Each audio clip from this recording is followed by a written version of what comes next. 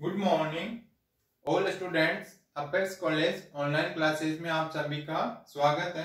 तो अपन पढ़ रहे बीएससी पार्ट थर्ड ईयर और बीएससी बीएड फोर्थ ईयर की इनकी इनऑर्गेनिक केमिस्ट्री है। आज इसमें अपना टॉपिक चल रहा है बायो इनऑर्गेनिक केमिस्ट्री।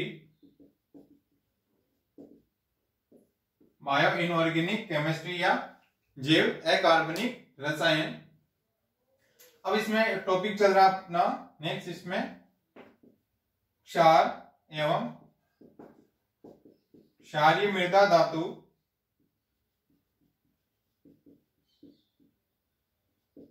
आयनों की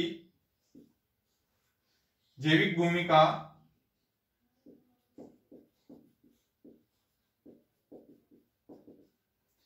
क्षार एवं क्षारीय मृदा धातु आयनों की जैविक भूमिका या बायोलॉजिकल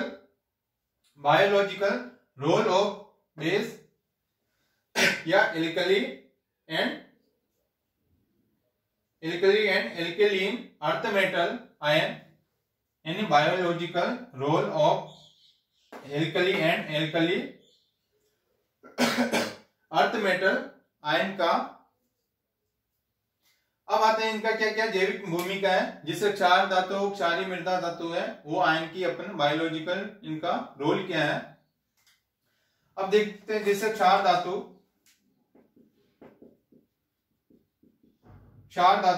सोडियम व पोटेशियम आयन तथा क्षारीय मृदा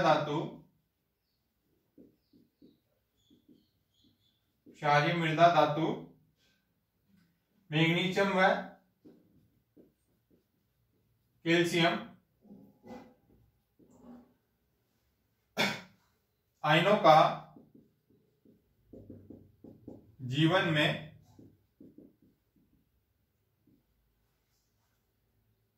बहुत महत्व है। यानी इनका अपने जो लाइफ साइकिल होता है उसमें इनका इंपोर्टेंसी बहुत अधिक है। जिससे क्षारीय धातु सोडियम व पोटेशियम आयन और क्षारीय मृदा धातु है मैग्नीशियम व कैल्शियम आयनों का जीवन में बहुत ही अत्यधिक महत्व होता है। तो जैसे सोडियम व मैग्नीशियम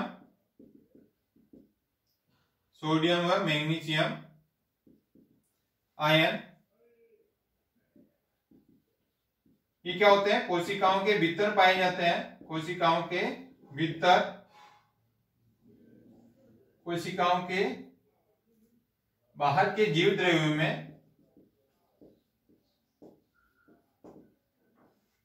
में सांद्रित होते हैं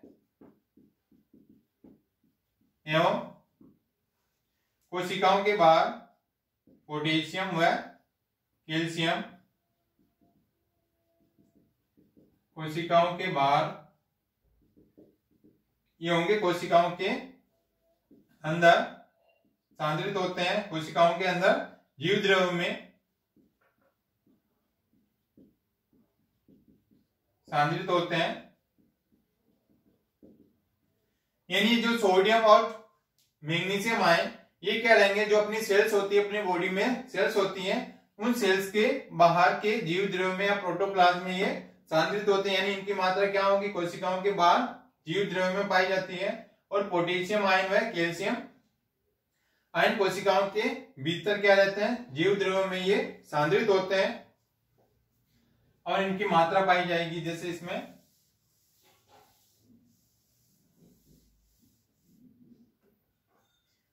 और इन दोनों के बीच में क्या हो जाएगा, कोशिका भित्ति पाई जाती है जो फास्फोलिपिड की बनी हुई होती है। यानी कोशिकाओं के बाहर और कोशिकाओं के अंदर है। तो कोशिका किसकी बनी होती है, कोशिका भित्ति की या सेल वॉल किसकी बनी होगी, सेल मेम्ब्रेन की कोशिका भित्ति की बनी होती है। तो इसमें क्या होगा, आयनों का आदान प्रदान इसमें होता है।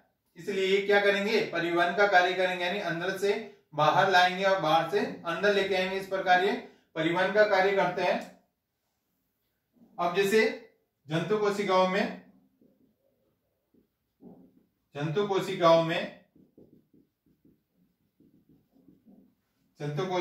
पोटेशियम आयनों की सांद्रता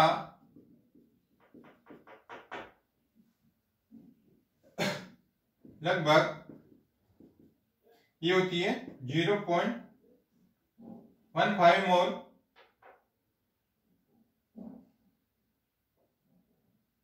जबकि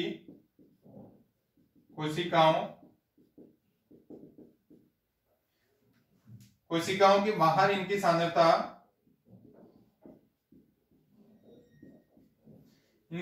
होती है 0.004 मोल। यानी जो पोटेशियम आयन है ये क्या जंतु कोशिकाओं में पोटेशियम आयनों की सांद्रता या कंसंट्रेशन क्या होती है, इसके अंदर तो सेल्स के अंदर क्या हो जाएगी 0.15 मोल होती है, जबकि कोशिकाओं के बाहर इनकी सांद्रता कितनी होती है 0.004 मोल होती है। यानी बाहर इसकी सांद्रता क्या होगी कम होती है, यानी इसमें सांद्रताओं में या कंसंट्रेशन में डिफरेंस होता है। और इस प्रकार सोडियम आयनों की सांद्रता तो इसमें हो जाएगी, सोडियम आयनों की सांद्रता होती है कोशिकाओं के अंदर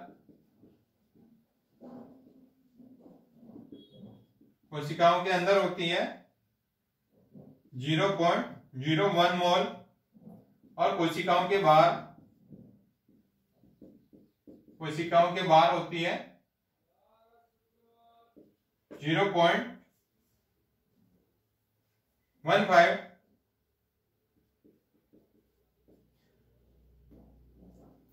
यानी इसी प्रकार सोडियम आयनों की सांद्रता भी क्या हो जाएगी कोशिकाओं के अंदर कितनी होगी 0.01 मोल और कोशिकाओं के बाहर क्या हो जाएगी 0.15 मोल होती है। इस प्रकार इनकी सांद्रताओं में क्या हो गया अंतर होता है। इन अंतर को बनाए रखने के लिए ही क्या करते हैं ये सोडियम पंप की तरह कार्य है सोडियम। तो कोशिकाओं में सोडियम पंप, इसको बोलेंगे सोडियम या पोटेशियम पंप कार्य करता है। यानी जिससे क्या हो गई कोशिकाओं के बाहर और कोशिकाओं के भीतर इस प्रकार की ये सांद्रता अलग अलग पाई जाती है। सांद्रता को बराबर बनाए रखने के लिए ये सोडियम पंप की तरह कार्य, सोडियम पंप या सोडियम या पोटेशियम पंप की तरह कार्य करते हैं, जिससे क्या हो जाएंगे बाहर की सांद्रता और अंदर की सांद्रता को बराबर ये बनाए रखते हैं। इस प्रकार से इनका परिवहन के कारण क्या हो जाएगा, इसमें जो आवश्यक ऊर्जा होती है, आवश्यक ऊर्जा एटीपी के जल अपघटन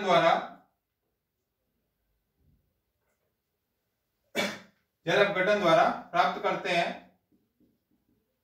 यानी क्या करते हैं परिवहन का कार्य करते हैं, जिसके लिए क्या करेगा आवश्यक एनर्जी चाहिए, वो एटीपी किसके द्वारा ग्रहण करेंगे जल अपघटन द्वारा ये प्राप्त करते हैं। जब जल अपघटन होता है तो ये क्या बनेगा इसमें एटीपी होगी, तो एटीपी से आवश्यक ऊर्जा लेकर ये इस प्रकार का सोडियम पंप की तरह सोडियम पंप या सोडियम पोटेशियम या सोडियम पंप कार्य करता है। जिससे क्या हो जाएगा कोशिकाओं में, तो कोशिकाओं के भीतर अनेक प्रकार के बायोलॉजिकल प्रोसेस होंगे, जैव रासायनिक या रासायनिक क्रिया होगी।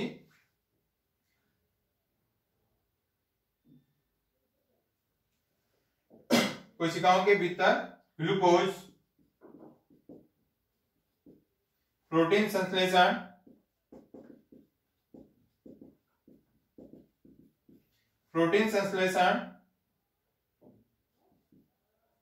एवं कुछ एंजाइमों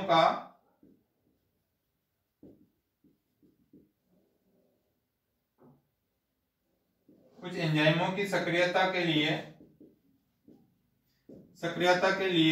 पोटेशियम आयन की आवश्यकता होती है।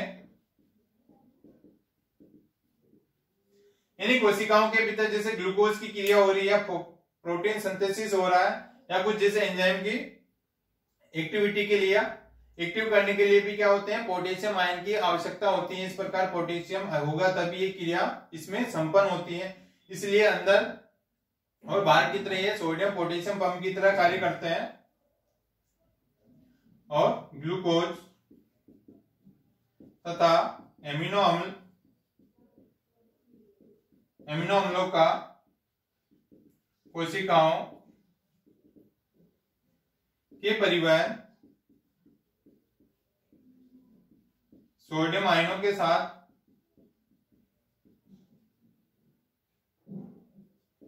के साथ युग्मन होता है। तो और क्या हो जाएंगे, जैसे ग्लूकोज तथा एमिनो अम्लों का कोशिकाओं के परिवहन, यानी इसमें क्या हो जाएंगे, जैसे ग्लूकोज तथा एमिनो एसिडों का कोशिकाओं में इनके परिवहन के लिए भी क्या होगी, सोडियम आयनों की इनकी जरूरत पड़ती है, इनकी आवश्यकता होती है। सोडियम आयन की जो ग्लूकोज और एमिनो एसिड होते हैं, जो अपनी पूरी बॉडी में जो सेल्स होते हैं, सेल्स को पहुंचाने का कार्य पोटेशियम आयन करता है। इस प्रकार इनकी जो क्षार धातु, क्षारीय मृदा धातु का ये होता है, इसमें बायोलॉजिकल प्रोसेस के अंदर इनकी इंपोर्टेंसी होती है अपने बॉडी के अंदर। अब नेक्स्ट आता है इसमें जैसे कैल्शियम।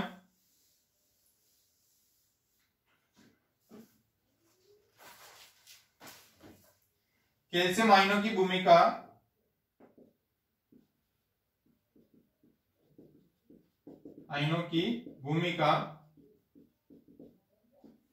तो कैल्शियम आयनों की भूमिका अपने शरीर में क्या होगा, कैल्शियम आयन बहुत सारे इंपॉर्टेंट है। जैसे अपनी हड्डियां होती है, अपने दांत होते हैं, तो ये क्या होती है, कैल्शियम फास्फेट की बनी हुई होती है, जिससे अपनी हड्डियां क्या हो जाती है, मजबूत होती है। कैल्शियम की कमी के कारण ही अपनी हड्डियां क्या हो जाती है, हड्डियों से संबंधित रोग हो जाते हैं, हड्डियां कमजोर हो जाती है।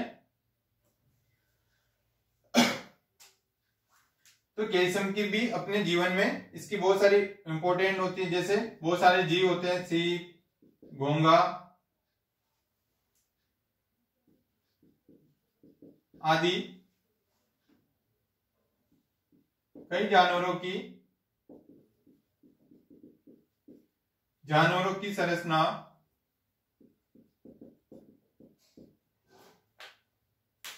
को आधार प्रदान करने वाला पूरा ढांचा किसका बना होता है, पूरा ढांचा ही कैल्शियम कार्बोनेट का बना हुआ होता है।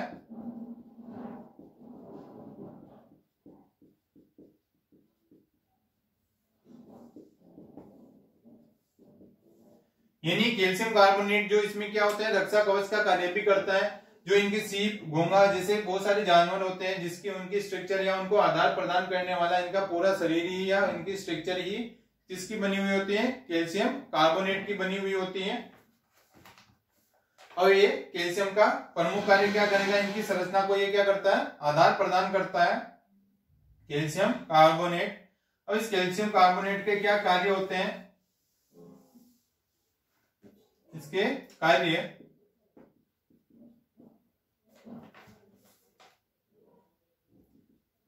जैसे जिस प्रकार अपने शरीर के भीतर में क्या होगा, जीव द्रव्य में क्या होता है, पोटेशियम के साथ मैग्नीशियम आयन, उसी प्रकार ये हो जाएंगे मैग्नीशियम के साथ, ये सोडियम के साथ कैल्शियम आयन, इनमें इनकी उपस्थिति रहती है। यानी जैसे अपने शरीर में क्या अभी ने पढ़ा था, जैसे अपने जीव द्रव्य में, अपने कोशिकाओं के जीव द्रव्य में क्या हो जाएगा, पोटेशियम के साथ मैग्नीशियम आयन पाए जाते हैं। उसी प्रकार सोडियम के साथ कैल्शियम आयन भी ये पाए जाता है। और इसमें सोडियम और कैल्शियम भी इनमें पंप की तरह ये कार्य करता है। जैसे वो कार्य करते हैं उसी प्रकार ये भी इनमें परिवहन का कार्य करता है, सोडियम और पोटेशियम, कैल्शियम। तो ये हो गया इसमें। अब नेक्स्ट आता है, तो जैसे विभिन्न ग्रंथियों, ये क्या करती है, जैसे बहुत सारी ग्रंथियों को एक्टिव करने के लिए भी इसमें कैल्शियम की आवश्यकता होती है। तो विभिन्न ग्रंथियों की पेशियों को दबाकर संकुचित करने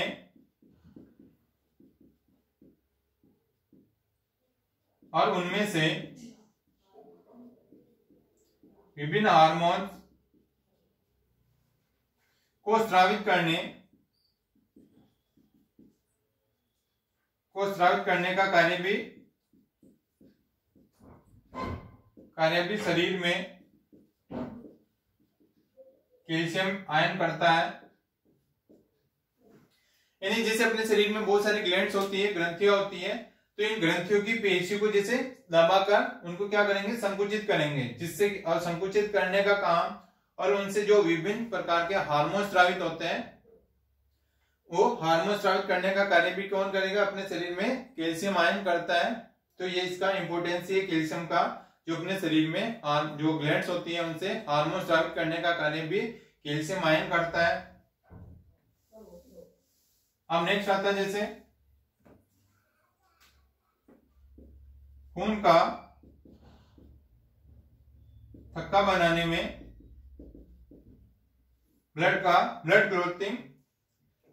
क्लोथिंग यानी खून का थक्का बनाने में, जैसे क्या होता है अपने क्या हो जाता है, जैसे कट लग जाते हैं कहीं पर भी, तो पेशियां वगैरह या सेल्स कट जाती है तो ब्लड निकलने लग जाता है। और इसमें यदि खून का थक्का नहीं बनता है या ब्लड क्लोथिंग नहीं होती या कोई झिल्ली नहीं बनती है, जिससे अपनी बॉडी से क्या हो जाएगा, शरीर से पूरा खून बाहर निकल जाता है, जिससे उसकी डेथ भी हो सकती है। इस प्रकार अपने जो ब्लड लाल रक्त कणिका होती है, आरबीसी होती है, उसमें क्या करता है, कैल्शियम आयन की उपस्थिति के कारण ही क्या करता है इसमें तो जिसके कारण क्या करेंगे, झिल्ली बनाएंगे, यानी जहां से अपना कट लग जाता है, यानी थोड़ी देर बाद क्या हो जाता है, ऑटोमेटिक खून रुक जाता है, यानी वायु के संपर्क में आ जाता है ब्लड, और इसमें क्या हो जाता है, कैल्शियम की उपस्थिति के कारण क्या करते हैं, खून यानी एक झिल्ली बन जाती है, झिल्ली के कारण अपना ब्लड कोशिकाओं से बाहर नहीं आ पाता है। तो ये भी क्या, खून का थक्का बनाने में भी कैल्शियम आयन की इंपोर्टेंसी होती है। और जो अपना शरीर है, और शरीर ठोस हड्डियों के ढांचे से बना हुआ होता है।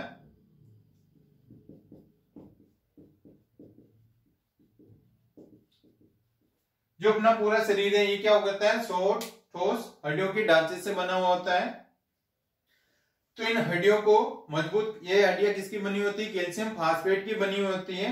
यदि इसमें कैल्शियम आयन के रूप में, यानी जिसमें क्या होता है, कैल्शियम आयन के रूप में उपस्थित होता है, यदि इस कैल्शियम की कमी हो जाती है, तो कैल्शियम की कमी हो जाएगी तो क्या हो जाएगी, हड्डियां कमजोर हो जाएगी,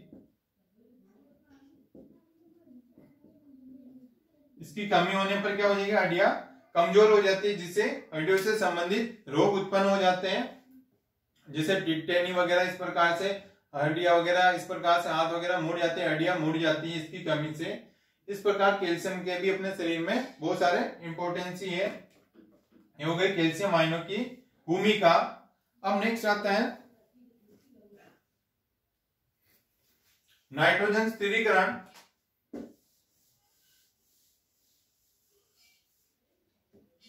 अब नेक्स्ट है इसमें नाइट्रोजन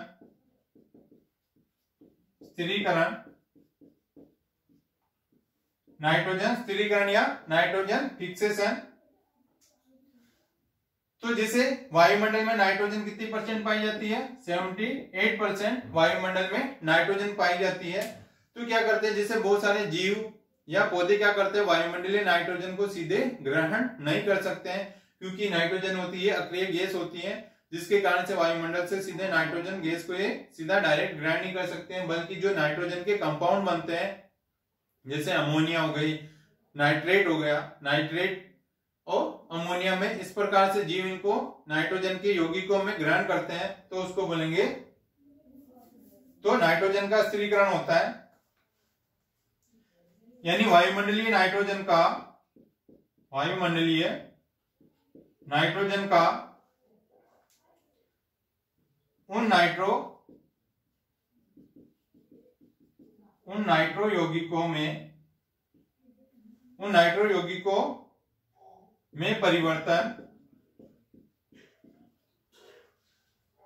परिवर्तन जो जीवन के लिए आवश्यक है, उसको बोलेंगे नाइट्रोजन स्थिरीकरण, यानी वायुमंडलीय नाइट्रोजन का नाइट्रोजन यौगिकों में परिवर्तन करना। जो क्या होगा, जो जो नाइट्रोजन नाइट्रो कंपाउंड बनेगा वो जीवन के लिए आवश्यक होता है, उसको बोलेंगे नाइट्रोजन फिक्सेशन या नाइट्रोजन स्थिरीकरण। तो नाइट्रोजन स्थिरीकरण का प्रोसेस होता है, जैसे इसका स्थिरीकरण ये करवाएंगे अपन कृत्रिम रूप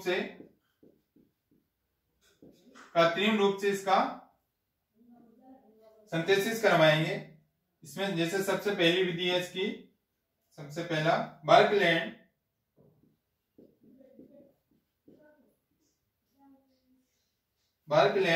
आइड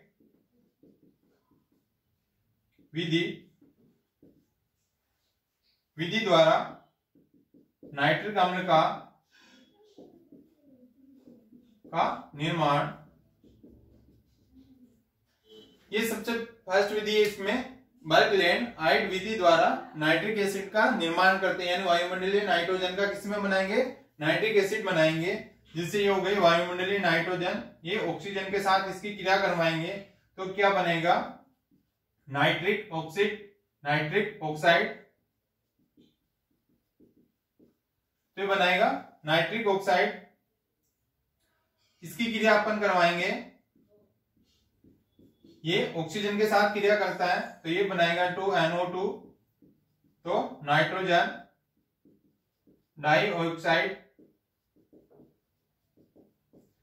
ये बनेगा नाइट्रिक ऑक्साइड की रिएक्शन अपन ऑक्सीजन के साथ करवाएंगे तो क्या बनेगा, नाइट्रोजन डाइऑक्साइड।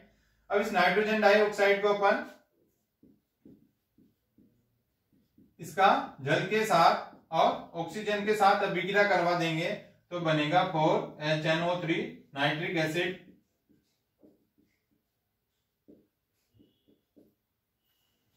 तो इस प्रकार वायुमंडलीय नाइट्रोजन को अपन क्या बना देंगे, नाइट्रिक एसिड। तो ये बर्कलैंड आइड विधि द्वारा नाइट्रिक एसिड का फॉर्मेशन करते हैं। इसका नेक्स्ट स्टेप आता है, यानी अब सेकंड मेथड आता है हेबर विधि।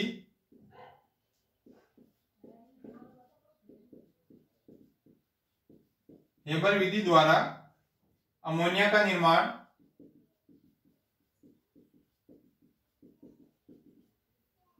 यानी हेबर विधि द्वारा अमोनिया का निर्माण। पहले तो क्या बनाया था, नाइट्रिक एसिड, अब बनाते हैं अमोनिया। तो जैसे वायुमंडलीय नाइट्रोजन है, इसका हाइड्रोजनेशन करवा देंगे या इसको जैसे इसकी रिएक्शन करवा देंगे। ये करवाएंगे 500 डिग्री सेंटीग्रेड और हाई प्रेशर पे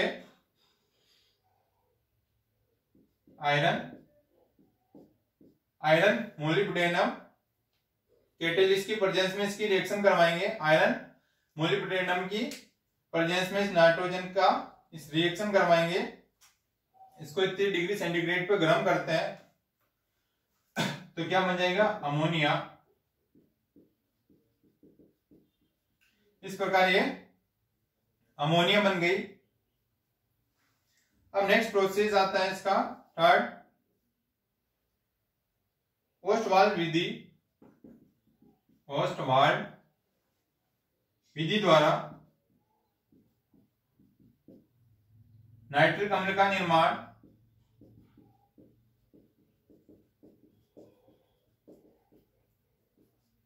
यानी ओस्टवाल्ड विधि द्वारा नाइट्रिक अम्ल का निर्माण करते हैं, जिसे इसमें ये हेबर विधि द्वारा ये अमोनिया बनी। इसी अमोनिया को अपन इसमें लेके आएंगे तो ये हो गई अमोनिया। इसकी ऑक्सीजन के साथ अभिक्रिया करवाएंगे तो ये बनेगा 4NO nitric acid plus 6H2O। ये बनाएगा नाइट्रिक ऑक्साइड और जल बनाएगा। इस नाइट्रिक ऑक्साइड का या इसकी ऑक्सीजन के साथ रिएक्शन करवाएंगे तो ये बनेगा 2NO2 नाइट्रोजन डाइऑक्साइड। तो इस नाइट्रोजन डाइऑक्साइड का इसका जल के साथ और ऑक्सीजन के साथ रिएक्शन करवाएंगे तो ये बनेगा 4HNO3 नाइट्रिक एसिड।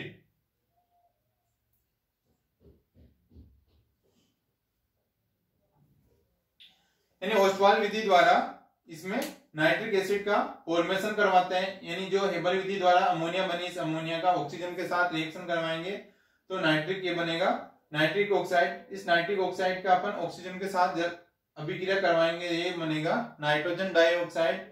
इस नाइट्रोजन डाइऑक्साइड की अभिक्रिया जल के साथ और ऑक्सीजन के साथ करवाएंगे तो क्या बनेगा, नाइट्रिक एसिड। अब नेक्स्ट मेथड आता है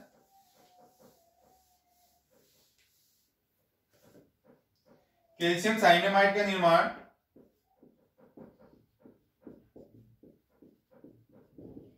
कैल्शियम साइनेमाइड का निर्माण ये करवाएंगे नाइट्रोजन की रिएक्शन कैल्शियम कार्बाइड के साथ, और ये करवाएंगे 700 डिग्री सेंटीग्रेड। यानी कैल्शियम साइनेमाइड का निर्माण नाइट्रोजन की अभिक्रिया कैल्शियम कार्बाइड के साथ करवाते हैं तो इसमें बनेगा कैल्शियम साइनेमाइड प्लस कार्बन, तो ये बनेगा कैल्शियम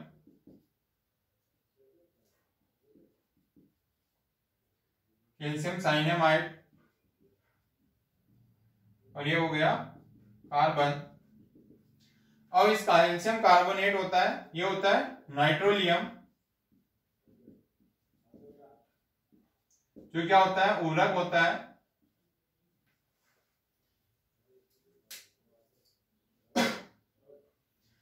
यानी इस पूरे को बोलेंगे नाइट्रोलियम। यानी जिससे कैल्शियम साइनेमाइड का निर्माण करते हैं, नाइट्रोजन की अभिक्रिया कैल्शियम कार्बाइड के साथ करवाते हैं, 700 डिग्री सेंटीग्रेड पे हीट करते हैं, तो बनेगा कैल्शियम साइनेमाइड और कार्बन।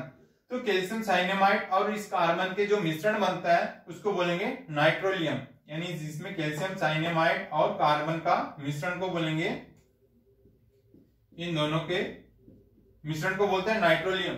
तो नाइट्रोलियम क्या होता है, ये पूरक होता है, फर्टिलाइजर होता है, जिसको अपन खेतों में इनका यूज वगैरह इनका करते हैं नाइट्रोलियम का। इस प्रकार इनका अभिक्रिया करवाते के ये बनाते हैं। नेक्स्ट प्रोसेस आता है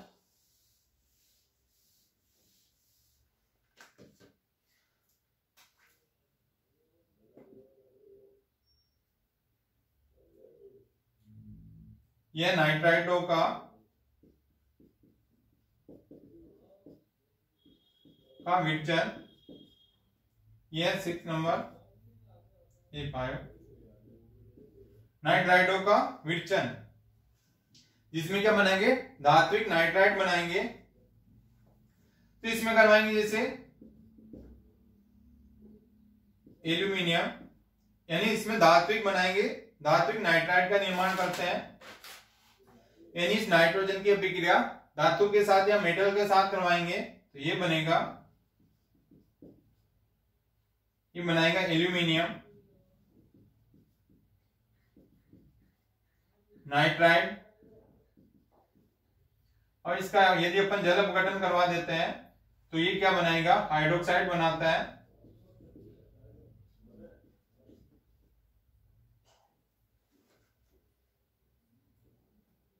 प्लस अमोनिया,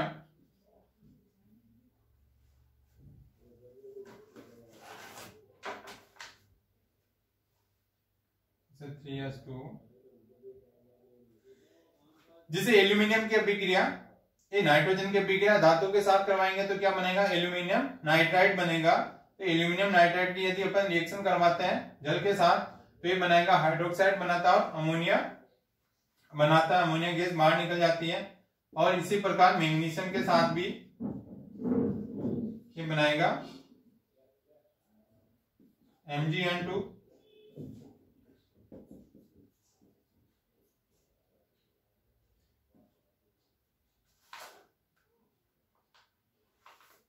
ये बना देगा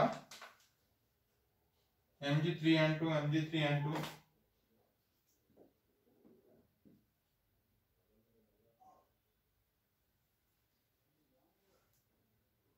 तो यहाँ तो ये बन गया Mg3N2 मैग्नीशियम नाइट्राइड। यानी एल्यूमिनियम के साथ भी नाइट्राइड बनाता है तो मैग्नीशियम के साथ भी ये नाइट्राइड बनाता है। इसकी अपन जल गठन करवा देंगे, जल के साथ इसकी रिएक्शन करवा देंगे तो ये बनाएगा मैग्नीशियम हाइड्रोक्साइड प्लस अमोनिया। तो ये भी क्या करता है, अमोनिया बनाता है, और इस अमोनिया का यूज भी बहुत सारे पेड़ पौधे या जानवर इस प्रकार से करते ही है। तो इस प्रकार से नाइट्रोजन के इसको कंपाउंड को बनाते हैं, नाइट्रो कंपाउंड को बनाते हैं, नाइट्रोजन से नाइट्रो कंपाउंड को बनाते हैं, उसको बोलेंगे नाइट्रोजन स्थिरीकरण। और ये अपना चैप्टर भी क्या है, कंप्लीट है। और बाकी का नेक्स्ट चैप्टर अपन न्यू चैप्टर नेक्स्ट क्लास में डिस्कस करेंगे। ओके।